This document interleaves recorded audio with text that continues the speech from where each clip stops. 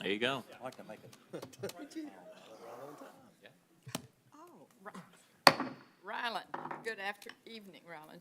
Good evening. It is 7 o'clock, and we welcome you to the Trophy Club Council meeting.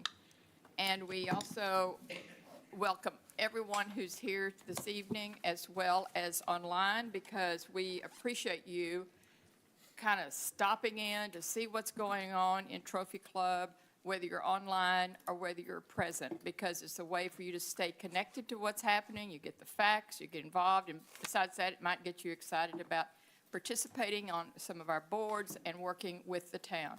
So we appreciate you being here and being with us this evening. We do have a quorum. I thought we were going to have one less, but Rylan is here with us. It's Friday that I won't be here. So. Friday he won't be here. The all-day No, thing. you're all excited. The all-day thing. So anyway, we are, and also Steve is on vacation. He'll be coming in this evening, but we, again, welcome you. And if you would please stand for the invocation.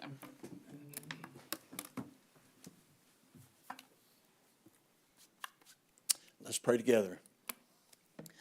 Father, we stop for a moment to acknowledge you, and Lord, thank you for your great grace in our lives. Lord, it's a beautiful day, and it's a time for us to say we are so thankful for so many things, and we're thankful to live in this town. Thank you, you've given us this town to live in, and we're grateful. And Lord, today I think of the scripture that tells us to pray for those in authority over us, that we might live a peaceable and godly life. And Lord, on these very perilous times we live, I pray tonight for our president, President Trump, our Vice President Vance. I pray, God, a hedge of protection around them from all the evil that is in the world, that you might protect them, that they might fulfill that for which they've been elected to do. We pray for our senators, for Senator Cornyn and Senator Cruz. We pray, God, you'd watch over them and their families, Lord. We pray for our Supreme Court justices tonight. May, Lord, you put a hedge of protection around them, I pray, and keep them healthy that they might fulfill that which they are called to do. Lord, we thank you for our governor. We pray for him, our lieutenant governor, our state senator, our representative. We pray that all of them will be blessed by you and, Lord, protected by you as well.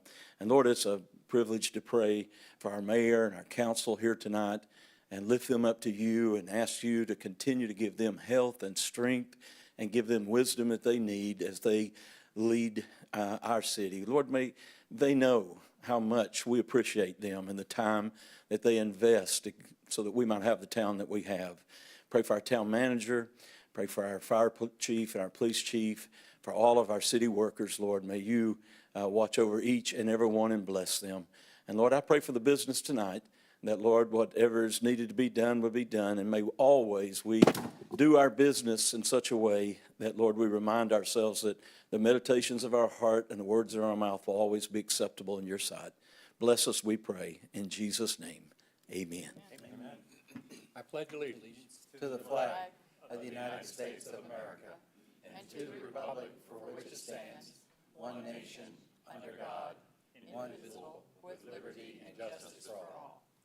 Honor the Texas flag. I pledge allegiance to thee, Texas, one state, under God, one and indivisible.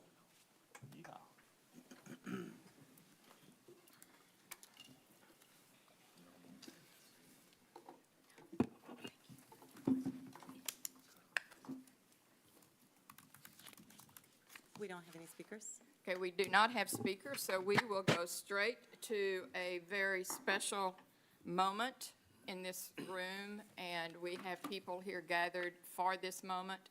And this is a proclamation for our friend Pearl Ford. And I would just like to say before I read it that Pearl has touched each of you in this room as well as those in our residency in ways that we would never know. And for 45 years, she has nurtured this town in such a way that it has blessed our town, helped us grow into who we are today, a community that takes care of each other, loves each other, and looks forward to a future of greatness, because she always believed stuff was coming, just keep at it. So she never, ever stopped. And so I'm going to now read a proclamation for her. And Juanita, would you like to come? Do you want to? Okay, I guess I am, yeah. I mean, I didn't know if you wanted to, but I don't want to put you in a situation. So I'll read it for you, and I think I'll just go right back here. I'll figure this out. Come back this way. Okay. This is for you and your family in memory of Pearl Juanita Owens Ford.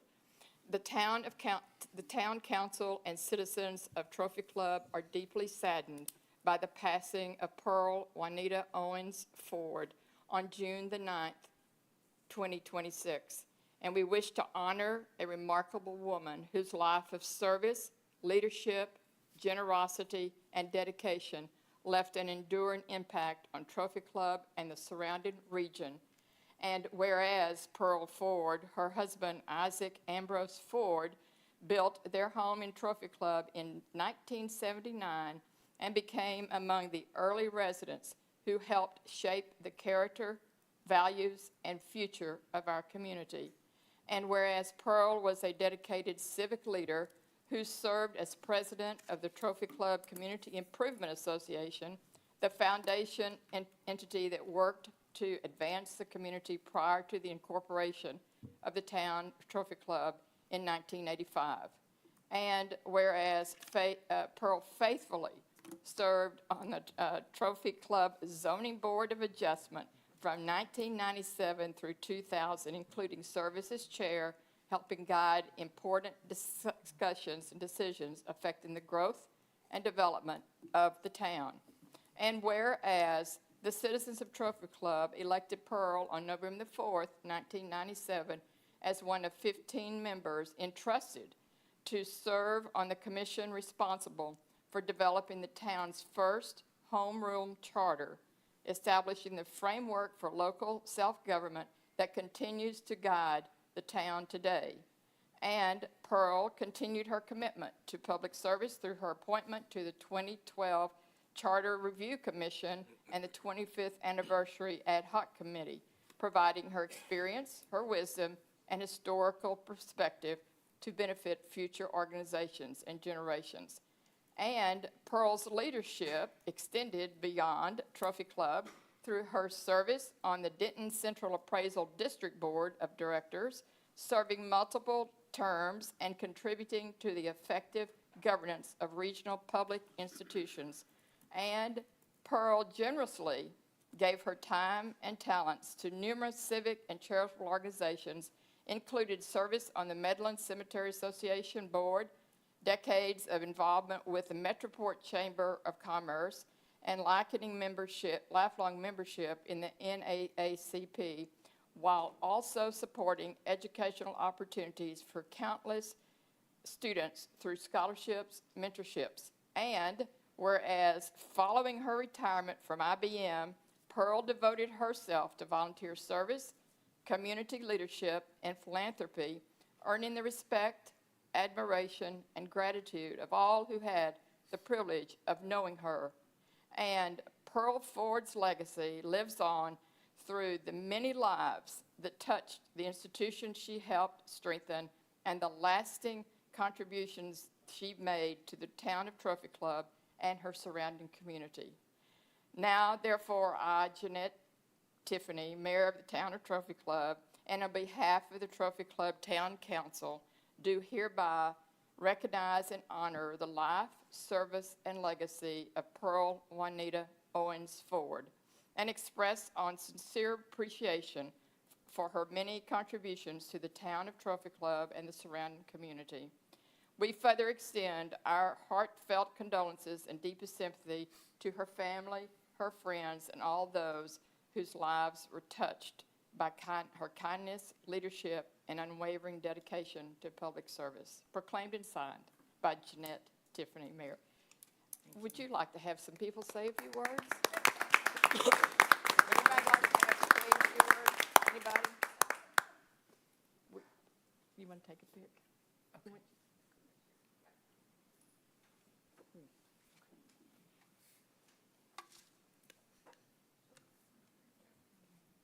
Anybody want to say anything about Pearl? Anybody remember little comments, memories that you may have had for? Come on up, Nick, if you would, please. Here, oh, oops. Tear up the place. There's Nick. Thank you. Well, Mayor and Council, thank you for the opportunity to say something about Pearl, and it was so nice that we would recognize her. I'll just do a real quick thing. Some years ago, Pearl stopped coming to council for the first meeting of each new council. And some of you would remember her challenge that she made to the council. And I think it was something like this: remember, it's not your money, it's our money. And then she'd turn around and sit down. Oh, is that it? It's hard to forget. I like that. That's a good one. Nick, that was pretty quick. I want to say thank you to Pearl for raising a great daughter. Juanita came to my rescue on a Christmas Eve when I needed a wheelchair. And she met me in the Tom Thumb parking lot on Christmas Eve. She said, "My mother's not using this wheelchair right now, and I'll gladly loan it to you." So that says a lot about a person who raises a daughter that will leave her family on Christmas Eve and come to somebody else's rescue. Thank you. Thank you. Some of the things that she worked on that was instrumental, like that we all use, ATM. Oh, yes, and Juanita probably can tell us more, but we did have the opportunity to go to her memorial service. Maybe Connie would like to say something, but she was employed by IBM, moved to Texas, to Trophy Club of all places, of course, IBM, in 1997, from Virginia, as I remember, and she was with IBM, and she led the team for the development of the automatic teller machine. Do you know what that is at the bank? ATM. As I remember, the ATM is the first electronic device that they asked for a password. You remember? You have to have 4. I still use those same 4 letters. Everybody knows what they are, but I use my same 4 letters. And then she is also instrumental in establishing, developing the email. So the next time you use an email, you say, "Thank you, Pearl." Marcos. Barcode. Oh, yeah, and barcodes also. So she was a computer science. What was her degree? Math with a minor in education. Yeah, so she contributed, and right here in Trophy Club, Texas in 1997. So we thank her. And yes, Connie, you want to say something?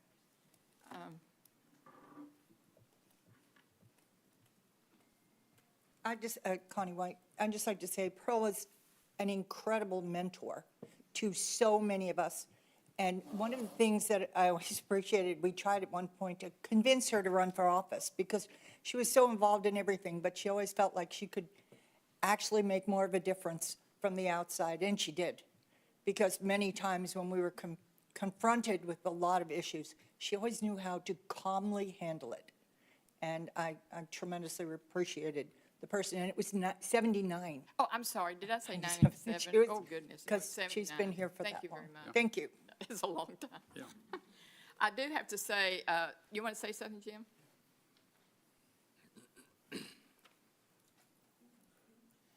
Juanita, this comment is really kind of for you. I've never had a chance, even though we're neighbors, to tell you this, but, you know, I met your mom many, many years ago, and she would come to a lot of our meetings, and I learned very, very quickly the wisdom that she had, and she was a person that when she opened her mouth, I listened to what she had to say. Do any of you guys have something to say? Yeah, No, Mayor, or you go ahead. I do. I know Pearl. For many years, if not a couple of decades, Pearl was a good consultant to me, gave me good advice while I was on P&Z, the Charter Commission, and on council. And she was always available to take a phone call and help me out. Thank you very much, Pearl. Yeah, I just want to add, there were countless times that she would be in the audience and would provide the undocumented information on things that dated back when maybe our record keeping was not as good or non-existent relative to what we do today. And that was super helpful for me and others many times. And, you know, it's already been said, but she never hesitated to just tell you what she thought directly and right up front and in a good, kind, honest manner. And that, you know, those of us that do this, we want to hear what people think. So she was just a model resident as far as I can see. I will say that Saturday, I was at Harmony Park with Daniel and Amanda passing out snow cones in sacks. No longer, now they're snow cones in a sack with a spoon. Pretty cool. So as I was visited with some of the parents, here comes a mom with 4 children. And for some reason, we started talking, and she said, Pearl. She said, do you know Pearl? I said, yeah, I know Pearl. She said, well, Pearl was my neighbor for all 4 of her children like, you know, 4th grade on down. And she said, I've lived in the cul-de-sac with Pearl throughout all of my children in Trophy Club. And I said, well, did she pray for your children? Oh, yeah, she was always praying for my children. Thank you so much for being here and for Pearl. Is there anything else you'd like to say? We're good? And Brandon is kind of new, so you did not get to know Pearl like some of the other. I did a little bit. She was wonderful. Yeah. So, okay. Thank you so much. Okay, next on the agenda, please. Metroport Chamber Annual Presentation. This is our friend, Sally Aldridge, who is like a pearl. She's been here a long time. Yes, I thought I'd at least say something briefly. Didn't want to come up twice. But yes, a long-time friend, even from when I started with the chamber. And we're going to do a tribute for her at the August membership luncheon. Good. So I keep it together for this presentation. I'll Good. hold I it, saw I'll you. save it for that. But, okay, now, do I do this? Let's see. The right one. Okay, look at that. All right, fabulous. All right, I will be quick with my presentation. Thank you again for allowing me to come and present to you. I can't believe a year has gone by again, so here we are. So State of the Chamber for 2026. You all have a packet. In it is our annual report, also the investment and breakdown of investments for our communities this upcoming year. A brief overview of what the membership rates are for our businesses, our relocation guide, which you all participate in, and just some other information for you, our marketing pieces. So here we go. Let's see. There we go. Okay, we continue to be your business community, connecting the Alliance region since 1988. We're heading up to our 40th anniversary. So we had a retreat for the board last week. And it looks like we're going to keep our mission, vision, and value statement the same. We did review it. Here's our region. And Haslett, I think, actually came on board just prior to my presentation last year. So we are a 7-community chamber. So our membership continues to be from the nonprofit, entrepreneur, all the way up to our global partners. So everything that we do, we just make sure that we're offering services to meet the needs of our business community. Here's the breakdown of how the membership finished at the end of 2025. And even though we represent 7 communities, we have businesses coming from 49. So there are businesses that really want to do business in this region. These are the 4 areas that we continue to focus on, which is networking, education, promotion, and advocacy. On networking, we really spend a lot of effort and time offering as many free opportunities for at least our smaller businesses. And then this is a list of all the things that we do that offer all kinds of networking. On the digital scale, we have a chamber-only member group of 648. I'm sure it's gone up since then. And then, of course, we have 3,500 followers on the main page. On programs, we do a Regional Advantage Leadership Program, of which our mayor graduated from. and then a Women in Business program, and a business education training that we do at the Chamber Building. On promotion, these are all the different opportunities we offer for promotions. A lot of them are all parts of the benefits that come with your membership. In advocacy, we do our State of the Communities address every February luncheon, and thank you, Mayor, for doing your presentation this year. Our Lone Star Legislative Report, we're actually working on that. That will be this September, and it will be a prelude to the legislative session next year. Our Regional Advantage Leadership class, which I've already mentioned, and then, of course, next year will be Denton and Tarrant County Days. On our ED initiatives, we work on strategic planning with our communities. We meet once a month at our chamber building, and of course, the residential and business relocation guide. Our website lists all of the communities and links to all of you. And then we have a regional comprehensive plan that's an overlay that we partnered with Hillwood on. We have our own standalone building, and we're located in Roanoke. But we definitely serve all of our 7 communities. This is a member-only building that offers networking for businesses to use throughout the day in the commons area. And then we offer small, medium, as well as the boardroom for services. We have 12 leasable offices upstairs that we really encourage entrepreneurs to consider to hang a shingle, start, and hopefully stay in the region and have a brick and mortar. And we could not do all the things that we do without the tremendous partnership with not only our communities, but also many of our top businesses who contribute tremendously in order for us to offer services at a reduced rate for our small businesses. And then, of course, our events, we could not do them without the tremendous partnership from all of our communities, and thank you for continuing to be one. This year, we're going to Croatia. We do an annual trip every year. We're working on our trip for next year, and we're sold out for this year, so stay tuned if you're interested in traveling with us. We have a lot of fun. And then all the areas where you can find us, whether it's on the web, on socials, or we also have an app. And then in your packet, you also have our Connect cards. We're big into QR codes because it keeps things relevant and up to date.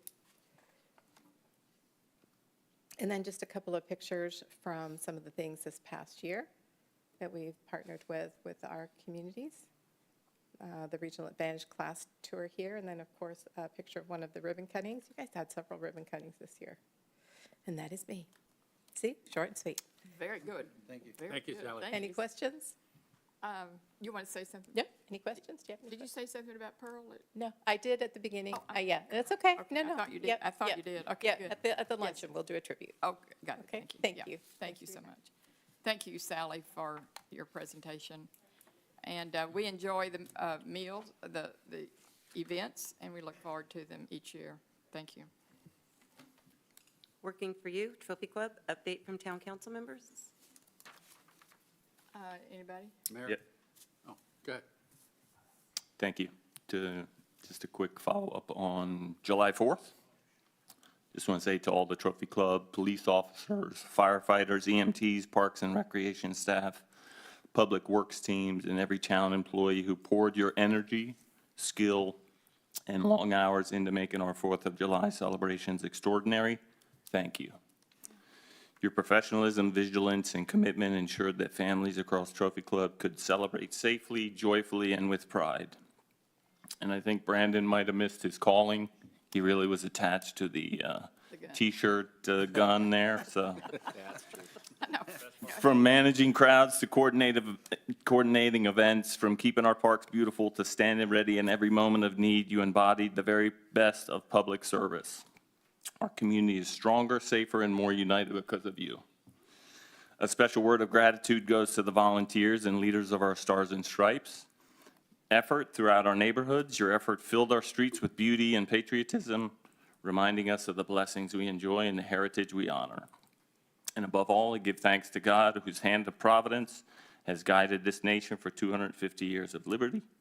May his continued favor rest upon our town, our families, and this great country we love. In God we continue to trust. Thank you. So I have a question, Sean. Did he let you ever shoot one of those T-shirts? Nope. Did- We didn't. I didn't ask, though. We didn't get the training, did we? Yeah, you have to have training. I asked in the very beginning one time, and then from there, I just didn't, took it upon myself. Right, I don't believe that either. The best things you can perfect in that role is managing up, and not letting this group have an air gun is probably a good example of managing up. No firearms allowed. That's great. Thank you, Sean. That was great coverage. Thank you. Mayor, thank you. I'd like to make a reference to the mud town issues going on that are following. And what I'm going to say is the way I understand it, in my opinion, on these issues. I think the residents of Trophy Club need to know the legal issues between the mud and the town that are escalating. This concerns the method of transfer of assets. The mud attorney sent a letter to TECQ assuming the asset transfer with reference to the town without the town's approval. The town manager received a letter from the mud attorney, which in my opinion is demanding and threatening legal action. I don't understand the mud side of the transfer issue because all their stuff is always in an executive session. So here's my request, and I'd like to have a council person agree with me.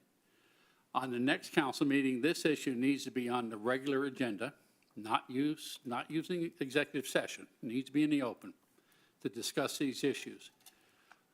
In the packet, so it's open to the public, we need the MUD's lawyers' letter to the TECQ in there. We need the MUD's demand letter, the MUD lawyers' demand letter to the town, and make it a public view. Also ask that we include any releasable legal emails between the town attorney, the town manager, and the MUD attorney, and/or MUD manager. And for our open regular session, we need to invite the MUD directors. Thank you, Mayor. I'll second that. We have 2 seconds. Okay, thank you. Means you got a third. Okay. Thank you. Thank you. Somebody else have any comments? 4. Go for it. No, I'm. Oh, you're 4? Okay. We need, Got a cool. You need one. Pictures ready? did you, Do we have some pictures? Jill, did you have my picture ready? The mayor's is, Okay, good. Mayor, yours is first, Oh, followed by mine's yours. first? Okay. All right, then may I have my picture on the, this has made the circuit on Facebook, but I just wanted to share with you, we all remember as kids, I'm sure, during the summer, coming up to meet, okay, we're going to meet somewhere on our bikes, and you get there in this corner, wherever it may be, and then you say, okay, now what next? Well, I happened upon these 5 boys where I work out right there by Marco's Pizza, and I see them on occasion, but this time I walked up and I said, you guys get an A++, and they kind of looked at me. I said, okay. Why?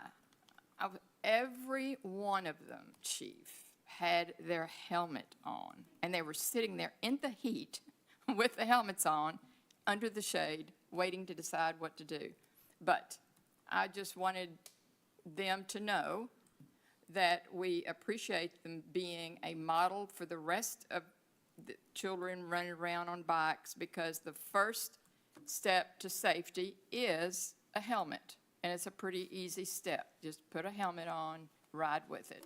So I do not have their names for good reason, but it has made the Facebook rounds, and we got a lot of good feedback on it. So if you ever have the opportunity to interact with the kids on their bikes, talk with them, encourage them, and just remember, sometimes, I guess we were kids too, but these bikes are super, super dangerous, fast. So thank you so much. And I told them, I said, may I take a picture of you? I'm going to make you famous.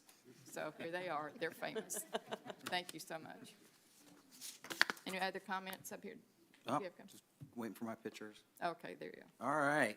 So everybody knows, I'm a huge supporter of scouting in our town and in the country. We, down in the Florida Keys, about 2 weeks ago, we had actually 2 groups of scouts that went down, the ladies group and a young men's group. You'll see here, these are the ladies down in the Florida Keys. They went on a scuba adventure. They got certified. In 6 days, they did 17 dives, which is a lot of diving. So they had a great time. They actually they took a catamaran out and sailed that catamaran all throughout the Keys for 6 days. Unbelievable adventure. We go on the next one. And there's another picture of them down there. So, and we'll go on to the next one. I was with the youth group, the males, and you'll see these young men here. They went on a different adventure. They went on what we call a Keys adventure. So they got a little bit of taste of everything. One day they went deep sea fishing, which of course we teach them how to fish and clean the fish and everything else. The other day, just for the record, that marlin on there is artificial intelligence. just let you know, that's not real. You must have just gone through your training. Yeah. He just went through a training program that said you have to. Yeah, but it looks pretty real. Yeah. And so, they got to go one day, 2 days they got to do snorkeling. What was amazing is we were actually taking them a couple miles offshore, and they were able to go snorkeling about 20, 25 feet of water on some shipwrecks from the 1700s where you could still see the cannons in the water. So it's good because we're teaching them about history, and they got to see some great fish. They got to spend half a day, as you'll see here, on that sailing boat where they actually learned sailing and the basics of it, how the wind works. So it was fantastic for them. They also did paddle boarding. We taught them about paddle boarding, snorkeling, the fishing. But the other thing, too, that we also do down there with the scouting is we teach them about the environment. One of the things that's happening in the Florida Keys has been going on for years, I say years, 4 years. The scouting has their own coral farm down in Florida Keys, where I took a group a couple years ago, and we actually go in, and they're taught how to grow coral. It's a very intricate process. And then what happens is, in the scuba programs, the scouts then take that coral and replant it back in the Florida Keys. So it's an amazing, amazing program.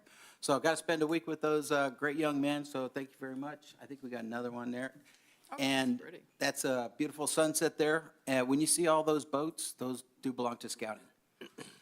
So thank you very All much. those boats are scouts boats? Those all belong. The scouts actually have two bases down in the Florida Keys. Okay. You can actually, on one of the adventures, sail from the Florida Keys to the Bahamas and back in scouting. So it's amazing. So, Which key are they on?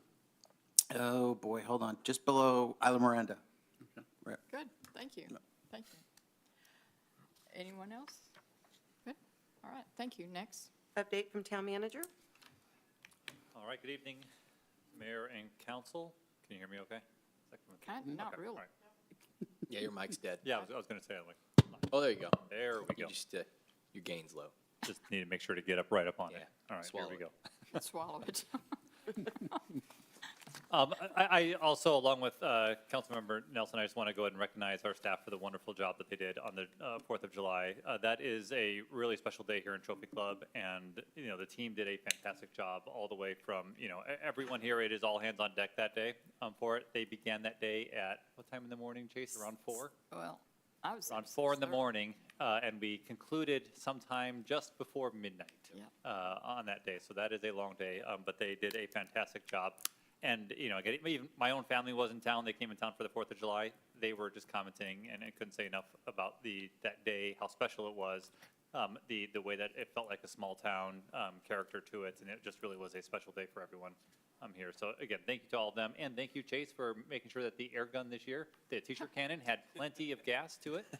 I had plenty of CO2 cannons on there, and it was a fun. We just run out of T-shirts. Now, that is really We ran a out of problem. t-shirts, exactly, but we had lots of fun with that cannon. that Yeah. day. Or at least I had a lot of fun. I mean,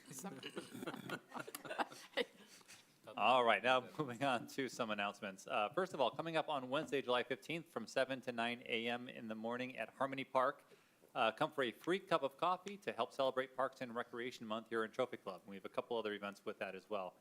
Free Ice Cream Day will be going on at the community pool on Sunday, July 19th from 10 a.m. until 6 p.m. Who doesn't like free ice cream? So come out there and celebrate National Ice Cream Day with the Parks and Recreation Department on that day. Let's see, there's also a dive-in movie. Join us for a free dive-in movie night on Friday, July 24th at the community pool. Gates open at 7:30 p.m.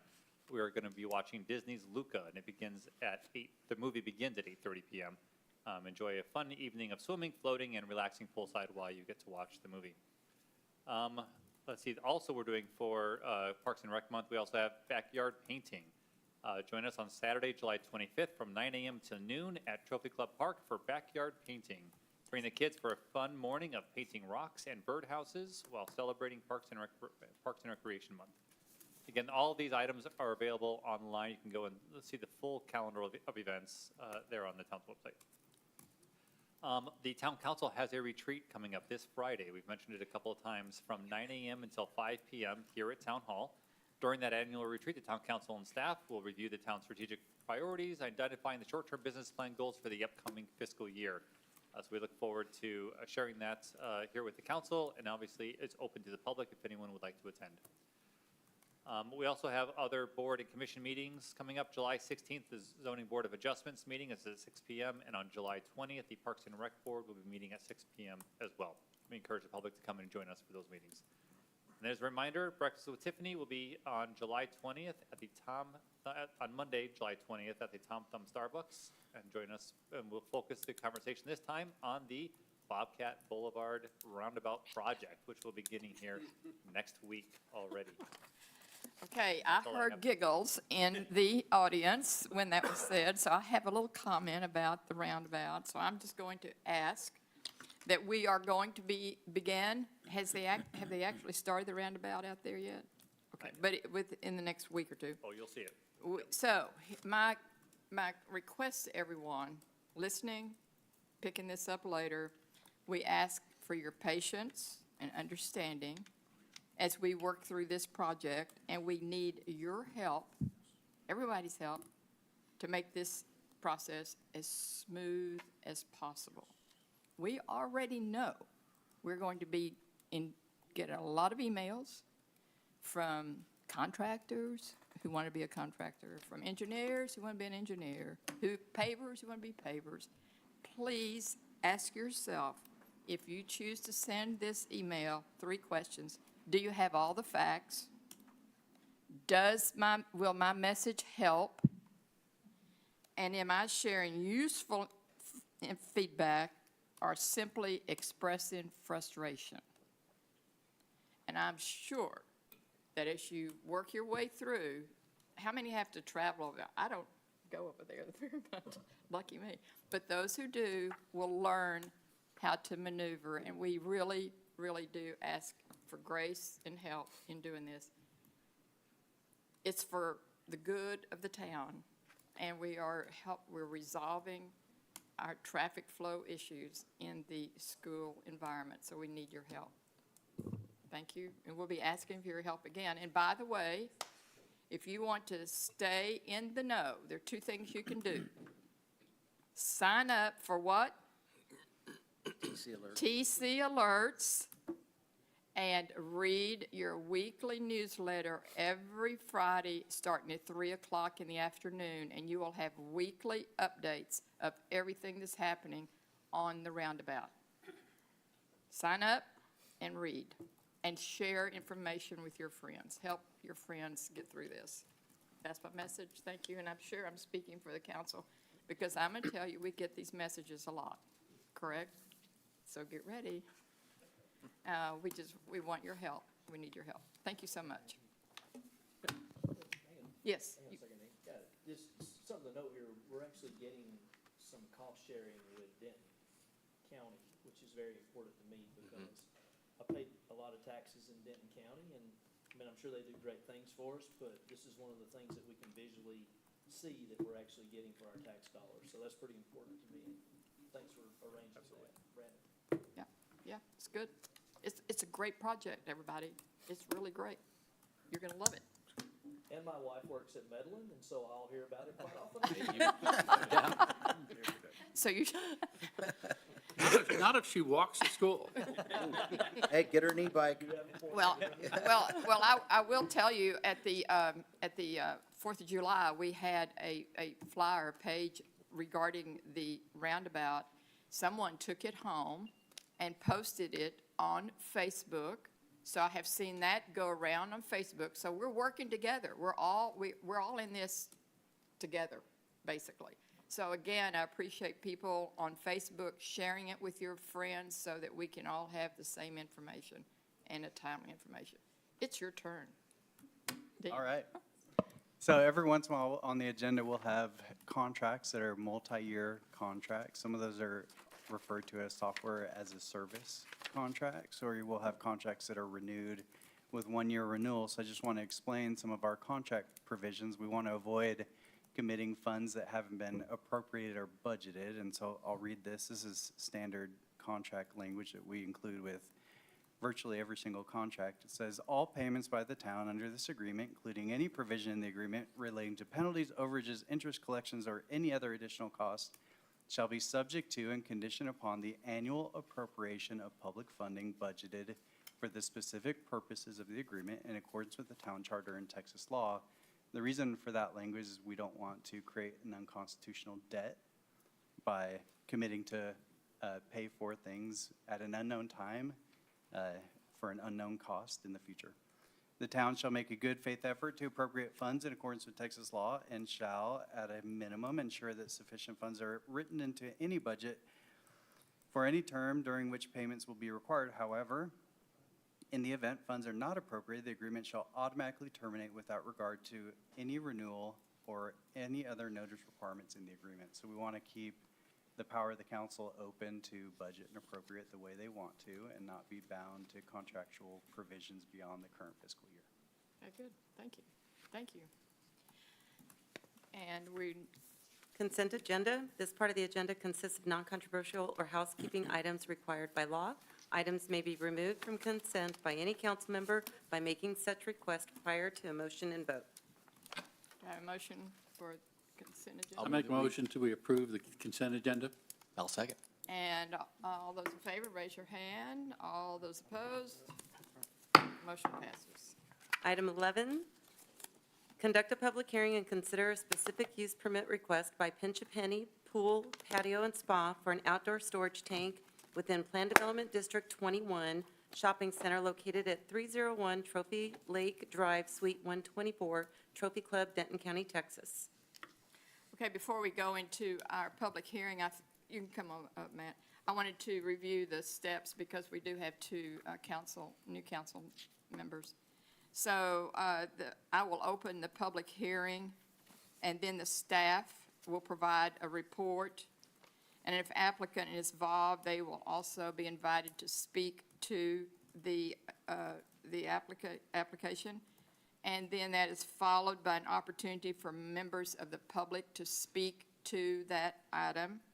Once the public has spoken, I will close it, at which time the council will then consider anything related to the agenda item, at which time then we will move for motion if that's what we want to do. So I will open this at 7:42, Matt. All right, good evening, Mayor and Council. So the item is a request for SUP. That's a specific use permit for Pinch a Penny Pool and Spa. They're located at 301 Trophy Lake. It's over there in the Tom Thumb parking lot. I wanted to point out just, we had a handful of emails and phone calls. So Pinch a Penny is allowed to go in. We could approve a CO for them to go in today. Their retail, that use is allowed in there. So the discussion for this evening is because of, they have a request for outside storage, and that requires an SUP, and it's because it's not permitted by right in PD 21. The proposed tank would be 975 gallons, located behind the building within a masonry structure. We do have an example. I believe that's the McKinney store, if I remember correctly.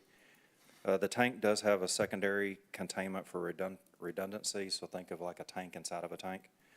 The applicant is present along with, we've got the contractor and also the applicant is present. So if you've got technical or operational questions, they are here to answer any of those questions. The town fire marshal and I have reviewed the proposal and determined that everything that we've seen does meet the applicable fire code and building codes. Dean, the town attorney, has reviewed the ordinance as to form and legality. Staff does concur with the commissioner's recommendation to approve. And Mayor, at this time, I'd like to invite the P&Z Commissioner Biggs to provide a brief summary over the commissioner's discussion and. Okay, Mr. Biggs. Mayor, Council, If any of you watched our meeting video, we covered a lot of issues here, most of which he's already covered. We talked about fumes, we talked about gravity fed from the thing, we talked about total containment if the tank was to fail. We talked about kids playing on the soccer field next door. We talked about possible, spillage into the creek. And we talked about EPA requirements on reporting spills over 2 gallons. And we talked about containment on the delivery trucks and the equipment they have to contain those spills if there is a spill. And we talked about fumes. We talked about everything possible. The issues that came up from the commissioners had to do with the height of the structure. This picture here in McKinney, our consideration was it needed to be higher than that. We need to cover the entire, I think that's what we recommended, was to cover the entire thing so nobody in the soccer field, the kids go there, let's go up and see what that is, We also get the height up to where they can't crawl up there and get inside the thing. So we saw that consideration. One of the other issues that came up had to do with heat. You put a chemical in a tank in the Texas heat and things start happening. So we required, one of the requirements you'll see in the ordinance or the special use permit was to have some kind of a shading cloth over it, basically a sunscreen to keep that heating to a minimum. So we don't have any issues. The tank is not pressured, which was a big relief. So we aren't going to have a big explosion out there and stuff. So that was one thing. And the other thing we required, we brought up was if the landlord did not require it, we wanted to require the fact that if this business franchisee tends to go away someday, we want the whole thing removed and put back just like it was. And I'm not sure the landlord would do that, but we're going to do that. That was our attitude. We're going to do this, so to just make it right. And the other thing we considered was we asked for a spill modeling test to be done. In other words, go to a group that does this for a living, like on oil tanks and things like that. They do these spill modeling things. If this tank absolutely failed, what would be the result? So I think we got that. We didn't we? Yeah. So I think we covered the issue from top to bottom, and there was a lot of good comments and stuff. And frankly, the gentleman who's going to do the construction was at the meeting, and he was very knowledgeable. He used to be a franchisee for this company. This company's been in business over 50 years, never had a major spill. So we felt good about recommending this to the council. Any questions? No, not yet. Anybody from the public want to speak on this? Thank you, Mike. Yeah. Anybody want to speak? Okay. We'll close it at 7:47. And now, if the council would like to ask any questions, you certainly may. But before you do that, I'm just going to tell you, I hope that our council took the time to listen to this and watch this P&Z meeting. It was excellent. And there were a lot of things that made it excellent. One is the deliberation, the continuous working toward finding solutions, but also you had a couple of people on the board that had some subject matter expertise to this whole process. And I want to say thank you to John. If you'll stand up, John. I'm sorry, I thought your name was John. I mean, David. I'm sorry, David. Stand up, David. He was the person that spoke and just was a great interaction. So I thank you, Matt, for a good meeting, and Mike, it was an excellent meeting. So I hope everybody watched it. Any comments, questions you have regarding this project? Dennis? Yeah. There was something that you did a model or a test of what a spill looks like? If that tank were to fail. What does that mean? What does it look like? Please come to the mic. Thank you. I have not seen the report, but we required it because it's pretty standard in the industry, oil industry, gas industry. They have these big tanks sitting around. What if the thing fails? So they hire a company that comes in and they do a test to see if it was catastrophic fail, where would the liquid go? And how would it go, and where would it go? That test has been done, right? That test has been done. Could I ask what the results are? Yeah, it's in the staff report. No, okay. What page? What's? Attachment 2. 157, probably. That was like the last 35 pages. Page 104. 104. Okay, thank you. All right. The other thing is the people surrounding, all right, the notice, like on page 165, 164, where we notify people. Everybody in that circle is one of the retail people. But you only sent the notice to the owner of the center. That's correct. So none of the retail people saw this or knew about it, or, for example, does this, there's two things I'm thinking of, and one is that this is immediately accessible within feet of the door to Dan's Bagels, the back door, or the Italian restaurant. Does that matter? And the other thing is the fact that it's right immediately adjacent to the gas meters. Does that matter? And those are questions. Would you please come to the podium, David, and respond to this? Thank you. I think you got, and introduce your partner there. I'm David Hughes. I'm the general contractor that does the bills for Pinch a Penny. I'm Albert, Director of Construction for Pinch a Penny. Now, do you remember his questions? Specifically, again, one at a time. Well, okay, the notice only goes to one entity, and that's the owner. So my question was, are the neighboring tenants aware that this is going to be, outside storage is going to be, and this is this tank? That would have to be a question for. You're asking like if Dan's Bagels is aware? Yeah. I don't know, Well, because we okay, did not and send a then I'd like to see notification that to. somehow or other ordinance change. I know it's Texas law, but, you know, to send it to a corporation is nothing, when everybody around it may have some input into it. And so, and I was worried about the gas meters being so close. Your specific A concern specific about- question, the gas meters about the are gas like meters. 15 feet, well, excuse me, maybe 20 feet away. Right. So the nature of hypochlorite is, of course, bleach, just like household bleach. It does have a corrosive nature in concentration, or when it is in a, if you had a room that it was contained in open, then obviously the fumes could possibly react with different metals and things like that. This is a sealed tank. The only time that it ever does vapor escape is under pressure situations because of humidity sheet or whatever, said rupture. It's in a very general area, so I would have to find out what the distance requirements are. We've never had, I can say that in me personally, in 16, 17 bills in DFW, going before all the fire marshals, that's never been presented as a concern. I think it warrants a little research and find out if. Well, if you would, and I know this has already passed our fire department, fire marshal, okay? So, but it is just a question, okay? And I'll leave it that to be resolved by staff. And my only other comment, not that I looked at this thing very closely, but on page 124, your store layout, you show a double door or 1.5 doors in the back, and there's only one.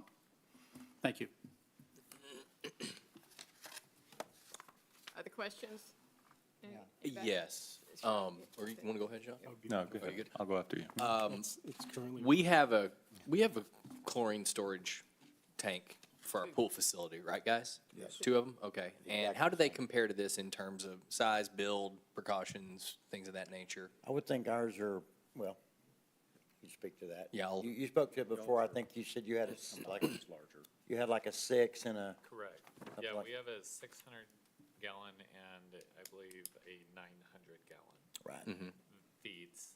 The 600-gallon is just outside of our splash pad maintenance area, and then the 900-gallon one is under a shade structure that feeds the lap pool and The bigger stuff, right. And those have been in place for as long as those facilities were around. So Correct. 20-plus years in the Yep. case of the big stuff and 15 in case of the splash pad.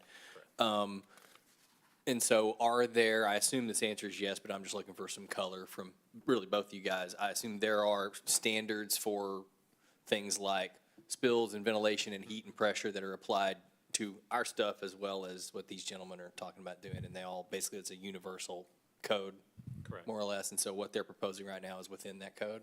Yeah, okay. That's the only question I had. Sean? Yeah, my question is maybe technical. It says subject to the following conditions, consideration shall be given to the height and security. Does that mean it's required? Well, well, you could speak to it, but they were not, the P and Z guys were just having, that was a comment for council to consider these as opposed to you shall, or it was more of that. So the number one for the spill was something that they wanted absolutely, and then they just wanted council to consider these other items. I'd also be happy to directly answer that. We were just having Sure. a discussion. Our enclosure will now be at or above the highest point, Okay. which is about 12'6". And I think Okay. that's We've what already they worked that into the design, so. And you're going to put a shade on it We're as gonna well? put a, yeah, we're gonna put a Okay. wind, shade. So we can sail. require it then? Now that they're going to do it? Of course. Well, Yeah, so I can chime in here. So look at Exhibit A on page 104. And so what I did was because this is an ordinance, so the motion would be move to approve or deny, right, an ordinance. The specific use permit is subject to the following conditions. So I took all those recommendations and I made them conditions in the ordinance for your consideration. So Okay. if you're looking Perfect. down each one of those, there's 6 or more there, 2 pages, and there's some pictures that are attached to the conditions as well. Okay, Yeah, thank you. there are requirements in there for that part of it. Dean, have you looked at this contract, Sure, or have you looked at, gone through all this? Yes. yes. Is there, I miss, do they have the appropriate amount of insurance? Is there insurance that we require or anything of that nature? Is that For the sub? Matt? Matt would know. Insurance? Do they have appropriate? For the contractors? Well, just for the business in itself. To have the Oh, SUP oh. generally? Yeah. It will be required, but so it comes to our counter, and the first thing we see is outside storage, so we technically are denying the application until it goes to P and Z and council. So, but through the permitting process, yes, we would have all required insurance. So just to clarify then, the conditions that the P and Z board asked that were considered, at least 1 through 3, plus some others, are addressed in Exhibit A of the ordinance at this point, which makes perfect sense, right? Other questions, comments? Mayor, I'd like to make a motion, we approve the specific use permit with the conditions listed on Exhibit A. Okay, is there a second? Second. Sean seconds. Any further discussion? All those in favor, raise your hand. Motion passes. Good job. Is that the hardest one yet, guys? No, no. We've done it a couple of Little Elm was tough. without a doubt. No. Thank you, council. Thank you. Great, very much. we appreciate your help. Item 12, conduct a public hearing and consider the purchase of the former Premier Academy facility located at 945 Trophy Club Drive. Okay, before we go into this, I'd like for you to take just a minute, Chase, because Brandon is going to tell us this. We are not taking action on this. We're not going to take a motion on this. This is for the purpose of what, Brandon? Yeah, so you have the option this evening to take whatever action you would like. You don't need to take any further action on this item because the council has already approved the purchase-sale agreement, and we are in the contingency period of that agreement, and will be through our next council meeting as well for it. So it is on the agenda so that you can take any appropriate action that you feel is necessary. However, you do not need to take any action if you want to continue forward with the purchase-sale agreement as you've previously agreed to on that through the contingency period. And so this just gives us an opportunity to really open it up to the public. I would appreciate, we want public to come in and ask questions about it at this time. And it also gives us time to make a few comments, because this will not be the last time it appears on our agenda. So we're headed that way. So it is 7:59, time for a open meeting, public meeting. Good evening, Mayor and Council. Excited to be back in front of you, this time in front of the council meeting. We're going to recap just some of the information that we were able to present during our joint Parks and Rec Board meeting with the council this last month. And so a lot of this information will be for the public to be able to see and digest as we talk about the recreation facility and the potential purchase there. First thing we want to talk about is the strategic plan. We've put a lot of work into this as council members as well as town staff and the community over the past couple of years. And one of those tasks was to establish a space for all ages and abilities for educational and recreational activities. And so as we've looked at that and we went through our Parks and Rec master plan, that was one of the topics that we really hit on, was looking at what do we want Trophy Club to look like in the next 10 years, and what activities, what spaces do we want to have to be able to encourage those activities, and that community feel of coming together and having a space that we can have these types of activities in. And so as we look at this, and overall this is supporting our Parks and Rec master plan, and just as a reminder, through that master plan, we had a couple of different surveys. That was a statistically valid survey as well as a community survey. And we had focus groups that talked about, what they would like to see, and an indoor facility of some sort was one of the top spaces on there, because we wanted to be able to look at recreation and opportunities all throughout the year. And so a couple of the points that the master plan identified was expanding our recreation programming, as well as increasing that indoor opportunity. And then also planning for our future needs. As our community develops and changes, what is it going to look like in the next 5-10 years? And then supporting the quality of life amenities, but then also creating a flexible space. And I think flexible is very important when we talk about this, that, we have anything from kids camps to sports to HOA meetings to birthday parties, and being able to have spaces that can accommodate all those, obviously at different times, and be kind of chaotic if they're all at once, but being able to flip those over so that we can be able to accommodate those all throughout the week and weekend. And so looking at implementing a long-term strategy for the Parks and Rec Department and the town as a whole. So as we're exploring new opportunities for recreation and programming, looking at spaces that our staff can be able to flip over, but that are also inviting. And as like our summer camp program this last year, we have 60 campers a week for 10 weeks, so 600 total spots for the summer.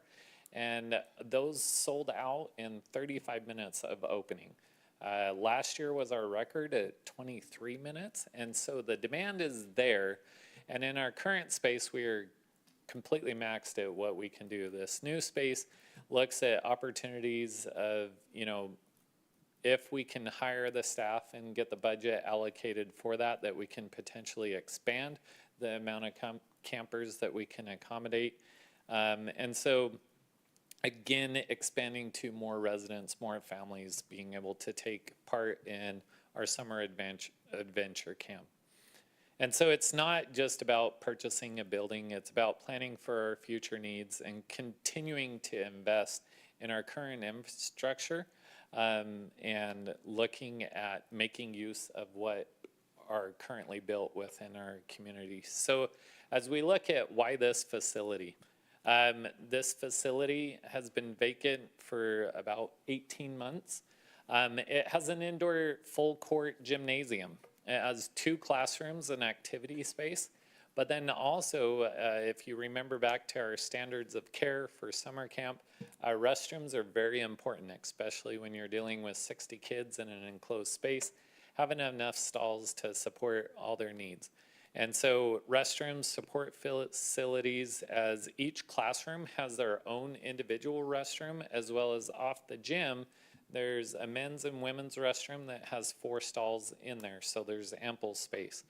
And then the thing, real estate, everybody says location, location, location. I don't think you can get a more central location to serve Trophy Club than where this area is, just right there off Tom Thumb. And so looking at that central location, and then it has just over 8,000 square feet of usable space. This is just an overview to give everybody an idea. The chamber had the ribbon cutting for the family medical center, which I believe was right there in front of the building. And so it's just right there at Trophy Wood and Trophy Club Drive, right there by the roundabout. In the backside, you can see that there's also, with the Premier Academy, they had a playground there. So and we're, as part of this, talking about being able to use that playground for our summer camp and activities there. So just having an indoor space as well as flexible to have an outdoor space to keep these kids' energy used up, so when they go home, they're not wired and running all over the place. This is just a layout. As you walk in here, there's a hallway here with a check-in desk into the gym. And the great thing about this is where they're on separate sides of the hallway. Potentially in the evenings, we can have the HOA meetings in the classrooms and still have a very active gym going on and them not interfering with each other. So it's a very flexible, usable space there. So as we talk about supporting the whole community, because as you know, in Parks and Rec, I like to say that we program from 2 to 102.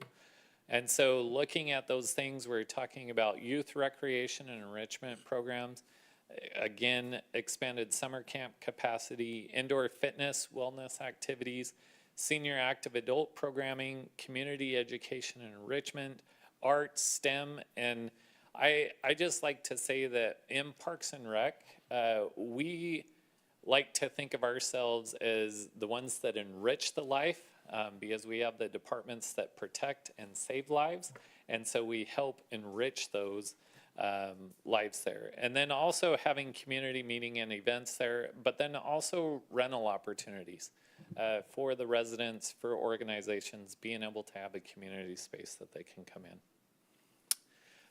We talked about the summer camp a little bit. So looking at our current building, we're currently limited at 60 children.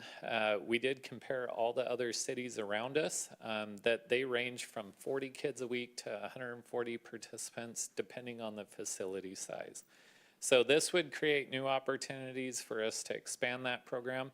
Again, this is just an idea of how many kids per week are in those spots. I will say, like Camp Exploration, they have multiple sites, but these are just sites specific of how many kids they have in those areas. Camp Journey, 50. Roanoke is 75 children a week. Camp Play in Louisville is 40 children a week. And the largest was down in Capel. The Camp Do It All, they range from 80 to 140 kids a week. As we talk about the financial strategy, I won't spend a lot of time in this because the next agenda item, our Director of Finance will go deeper into that one. But we're looking at a total cost of $2.1 million, and that includes the property improvements after we acquire the building, of being able to replace some of the flooring and bring it up so that when we do our grand opening, that it'll be a building that will last for multiple years for our needs. So as we wanted to give an update from our last meeting that we had with the Park Board and Council, some of the due diligence items that we've been working on. We did do an inspection. There is currently one HVAC unit, saying HVAC unit 1, it's the first classroom as you come in. That one's not currently operational, so after closing, because we are purchasing as is, that we will have a contractor come in and make those necessary repairs and or replacement. We're currently getting costs on what that would be, worst case scenario, and then we can work back from there. We did have some requests to do additional foundation inspections. And so FWN&A Structural Engineering did come out and inspect and provided us a certified letter that not only the foundation but the roof framing were both found to be in good condition and that there weren't any concerns with those. Again, the leak inspection could possibly be tied to that HVAC unit. We're still currently in the process of determining that. There's just a really small area that looks like it had a small leak at one point, but it's completely dried up, has been dried for a little bit, so probably as long as that HVAC unit hasn't been working. The appraisal did come in, and the appraisal for the building was finalized at $1,815,000. And then also the survey update to the property is still in progress.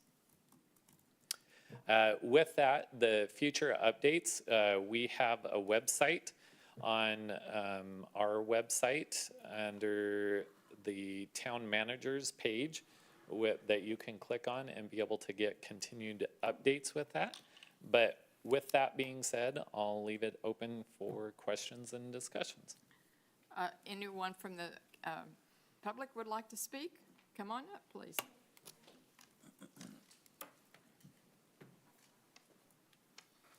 I was going to say, I think this is a great opportunity. My question is just as far as. I'm sorry, Jared, your name and address, bud. Sorry, Jared King. Sorry. 106 Panorama. There you go. Just a quick question. I'm just curious. I think it's a great opportunity. Love the location. What are the numbers like if we had to build a new facility that matched this? I would like to know kind of that math, if there's a kind of a general idea. Yeah, probably the best comparable over this last year, the city of Grapevine in one of their parks, they did a space that is about the size of the gym that was completely built from ground up. And it was just the gym, basically a shell of a building with HVAC and a check-in desk. And with that, they were at 1.8 million. And it was a steel building with the engineering and everything there. And so a building like this, if we were to build it from the ground up, we would probably be in that roughly 5 to 7 million range. And so this is the value of what we're getting. It far surpasses if we had to do this from, schematic design, construction documents, and then build it out and bid it. We would be roughly that 5 to 7 million.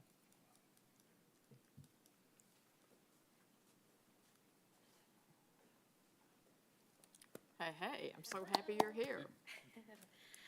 Callie Nix, 3 Brookfield Court. Okay. I'm also the Lakeview PE teacher. So I kind of come at this with 2 opinions and standpoints from quite a few families. Number one, the passion for sports and fitness with community, with adults, right? I would love to be able to go work out with my mama friends. I am not interested in spending $300 at Lifetime Fitness, especially on a teacher's salary. So it's so appealing to me to be able to go to a workout class within people with our community, hopefully throughout the day.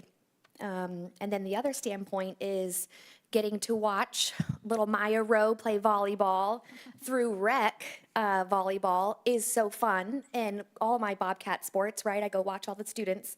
But I just can't wait for that opportunity for my family and my students here in Trophy Club. If this rec center were to be able to be building into our own volleyball programs, our own softball programs, classes. This past summer at Lakeview, for the first time, we offered a library PE night, a library art night, a library music night. So I can just envision those types of classes being offered at our rec center for our kiddos outside of the school system. So I'm really excited. You're hired. Got it. Thank y'all.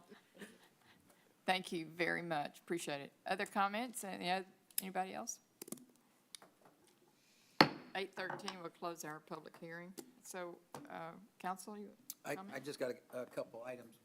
On the Tom Thumb side of the roundabout, are we going to add a crosswalk there? Is that considered?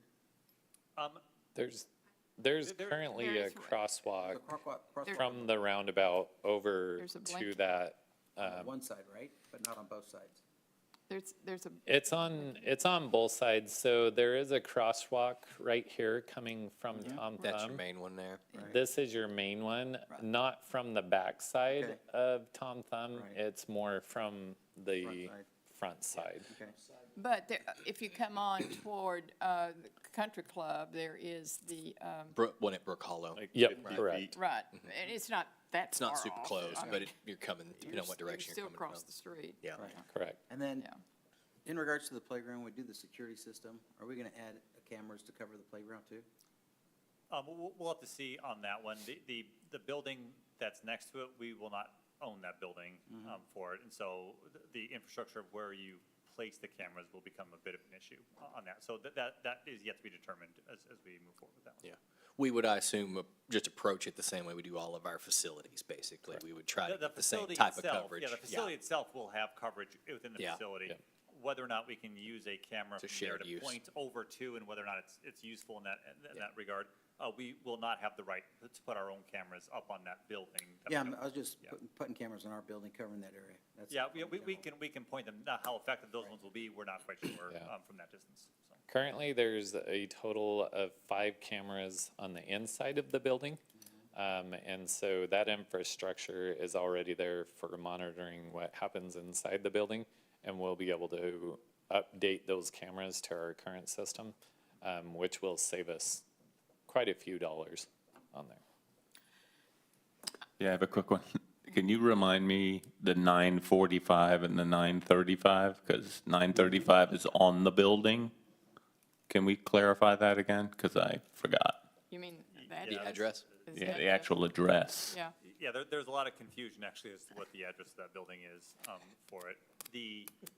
What record is it that has 945? I thought it's 940. Title work.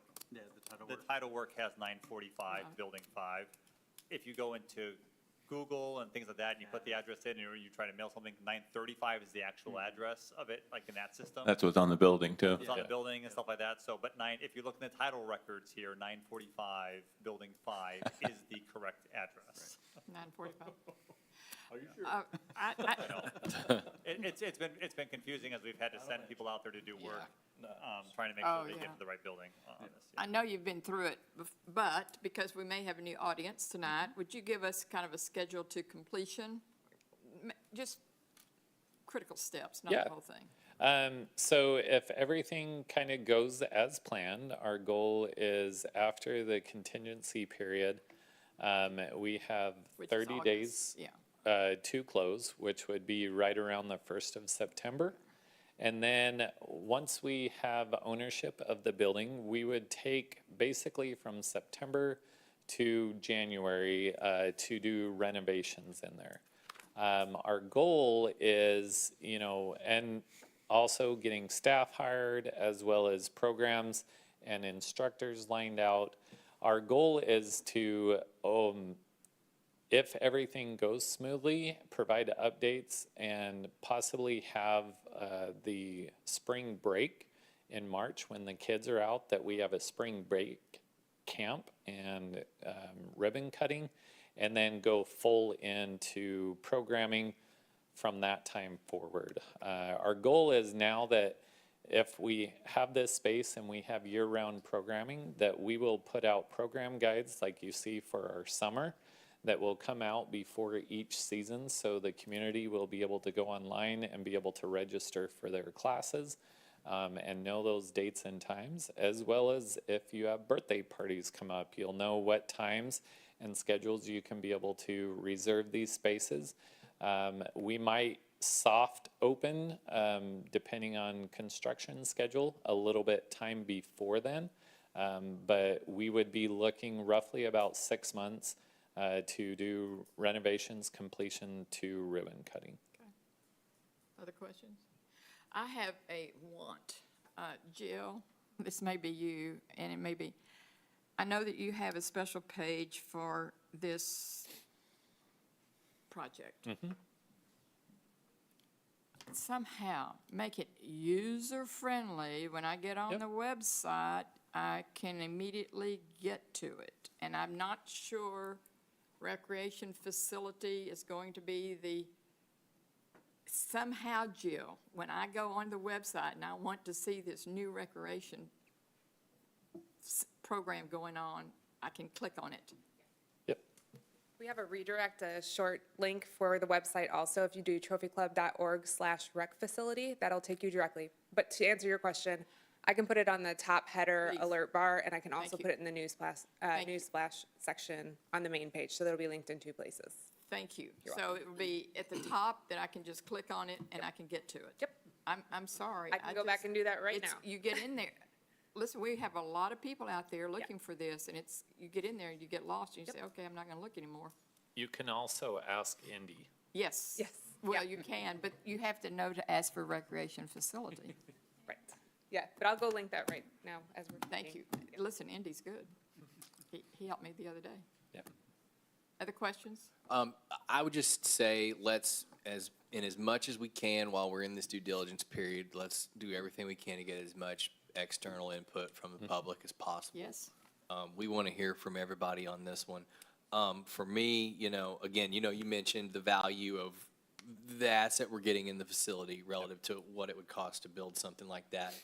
And from that standpoint, this, to me, what makes it feel like a no-brainer to me, relative to our ability to pay for it and our other options for the amount of funding that we have. So that, I think, is really good. Our long-term challenge here has always been location and ability to have a facility, even if we had the land, right? And this solves both in one transaction, so that's good. It'll give us the ability to expand the audiences and the slate of programs that we have to help further tailor what the community's looking for. The challenge ongoing will always be that we're getting the right level of adoption and that we're operating with the right level of cost recovery to our appetite. We want to make sure everyone understands this is not a profitable operation, and I'm not going to be voting for something that I think is a profitable operation. We're in the services industry here, in the nonprofit services industry here, actually, if you want to really break it down what it is that we do. So it's on to Chase and Brandon to make sure that the funds that we put into operating our expanded programs are a highly effective use of, as Ms. Ford used to say, our voters' money. So, and I trust y'all to do that with the help of us and people who will come after us and on and on. But I think it's really exciting and a huge opportunity for us. And like I said, the more input we can get from the public, the better. To add on to that, we should also survey citizens what programs they'd like to see. Some of the programs that you brought up back there, just add on that, what they'd like to see in the center. Yeah, and we've actually had a few people emailing, not only citizens asking for programs, but also individuals that have reached out as, athletic programs, basketball programs that would like to utilize the space, as well as instructors. One is an individual that teaches chair yoga and sound baths and things like that for the active adult population. It's a relaxation, mindfulness type It's of to program. cleanse your chakras. Yes. I thought that's why we had the social oak. They're actually very relaxed. That's me. And so we already have quite a few people reaching out to us because the word is getting out that we're going to have a space. And so as you guys go through the budget process, you'll see fees on there as well as things that we'll adopt that will get in place as we go through the construction phase so that we know going into it, we'll have a good idea of, keeping our cost recovery goals in mind and mindful of where our target margins are in this first year. We'll be able to see what the reaction is and what those revenues are, and then be able to continue to improve on those each year as we build. Mayor, I think we should have maybe some open houses on some Saturdays before it opens where people can come in and talk to them. You Right? speak to them, not me. Just have some open houses where people come in and we can talk about some of the stuff that people want to see in the town and get feedback. The reason why I say Saturdays, because most of the families should be available on a Saturday. Yeah, during the construction period, as we're doing improvements and we're putting that out to the citizens that these things are there, we can look at one or two things to do tours and show them, because a lot of people remember what it was like when their kids went there and know what that is. And so it'll be fun to continually show them through this process what things we're upgrading and what things they can expect to see when we do the ribbon cutting. Yeah. I do have one question regarding the new website page you're going to have, Jill. Is there can people give feedback on, input on that? Thank you. Yeah, that's a good idea. I mean, you know, while you're at it. Thank you. Thank you very much. Good idea. Anything else? Listen, hey, we're trying to get information, and if we can find more and more ways to do it, it's good. Anything else? Just one other update for you real quick. Spoke with the seller side today regarding a potential closing date for the actual Oh, good. transaction itself. Remember that our due diligence period, I believe, is through July 28th on it, and after that, then our contingency period ends, and then we're locked into the sale at that point. That would have taken us to right around, I believe, it was like the 27th or so, 27th, 28th of August. There is an event that an actual karate group is having in the building on The August 27th. 27th, I think is what the date was for that. And so that came to light kind of recently, and so I was talking with the seller about that and said, you know, we'd be fine pushing the date back to the end of August, so August 31st, in order so that they can accommodate that particular event on it. And they were good with that, so we are right now planning on an August 31st closing date. Okay. Any other comments? Anything else? Thank you, Chase. Yeah, I just think this is real important. We'll have the opportunity for another one with more additional information, and we're going to be getting information from our website that we can respond to. Jill's not listening. She's currently working on that. Building it as. It's there. You can click on it now. It's already updated. Oh, It's already, are you kidding She me? launched it. Oh, my goodness. Thank you so much. Yep. Oh, it's wonderful. Okay, that's all we need to do. We need to go to item. Item 13, consider an ordinance amending the fiscal year 2026 budget to authorize the appropriation of 2023 certificates of obligation for the acquisition of a recreation facility. Good evening, Mayor and Council. This agenda item requests approval of a budget amendment to authorize the use of a portion of the Series 2023 Certificates of Obligation bond proceeds for the purchase of the recreation facility discussed during the previous agenda item. Bond Council has reviewed the proposed expenditure and confirmed that it is an allowable use of these funds. With that, I'd be happy to answer any questions you may have. Mayor, I make a motion that we approve agenda item number 13 to approve the ordinance amending the FY 2026 budget to authorize the appropriation of the 2023 certificates of obligations. Second. Gary seconds that. All those in favor, raise your hand. All those opposed, motion passes. Item 14, consider a resolution casting the Town of Trophy Club's vote appointing a candidate to the Denko Area 911 District Board of Directors. Mayor, I make a motion that we nominate Jim Carter as our rep. I will second. And Ryland seconds that. All those. Before the vote, Okay. I just want to say, I second this to proudly nominate Mr. Carter. Those of y'all that don't know, he was our first mayor here and served as mayor, I want to say, through 98. Does that sound right? It was a long time. 85 to. Brandon and I got to talking when we were thinking about this last week. Mr. Carter just turned 95. So if we should all be half as productive at that age, we'd be doing well. So I'm more than happy to cast a vote in his favor for this. Okay, all those in favor, thank you very much. All those in favor, all those opposed, motion passes. Mr. Carter is our nominee. Thank you. Is that it? Time. We're adjourned. Time. 8:28. Great job. So